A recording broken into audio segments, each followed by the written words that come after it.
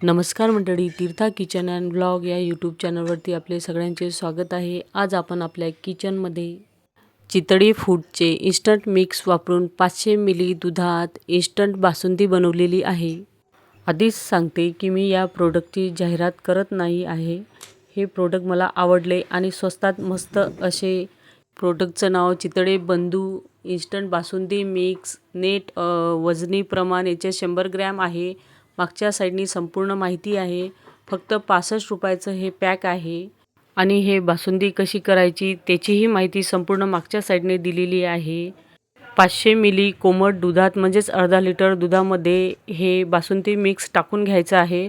तर मी रूम टेम्परेचरवरचंच दूध घेतलेलं आहे।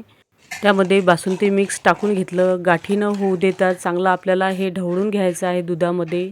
इथे चांगलं ढवळून घेतलं, त्यानंतर आपल्याला हे गॅसवर ठेवायचं आहे आणि असंच उकळी येईपर्यंत ढवळत राहायचं आहे। तर दुधाला उकळी आली, आता मंद आचेवर आपल्याला हे 10 मिनटं दूध चांगलं उकळून घ्यायचं आहे। तर इथे 5 मिनटं झाले, दूध चांगलं उकळलेलं आहे। तर आता इथले साखरेचं प्रमाण पाहू। तर साखरेचं प्रमाण मला कमी वाटत आहे, त्यामुळे पोहे खायचे 4 चमचे साखर मी या बासुंदीमध्ये टाकून घेतलेले आहे। आता हे चमच्याने साखर चांगली एकत्र करून घ्यायची। पुन्हा 5 मिनटं मंद आचेवर ही बासुंदी उकळून घ्यायची आहे। तर इथे बासुंदी उकळून आपले 10 मिनटं पूर्ण झालेले आहेत। आता लगेच आपल्याला काजू आणि बदामाचे तुकडे इथे टाकून घ्यायचे आहे।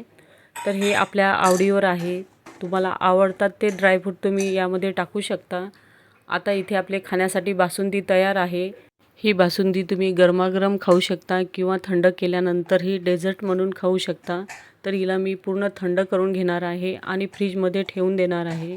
उन्हाळ्याची सुरुवात आहे, बासुंदी फ्रीजमध्ये थंड करून घेतली की अजून त्याचा घट्टपणा वाढतो। फ्रीजमध्ये ठेवल्यामुळे बासुंदीचा घट्टपणा वाढलेला आहे। चवीला अप्रतिम अशी ही बासुंदीची रेसिपी एकदा नक्की करून पहा, झटपट तयार होते।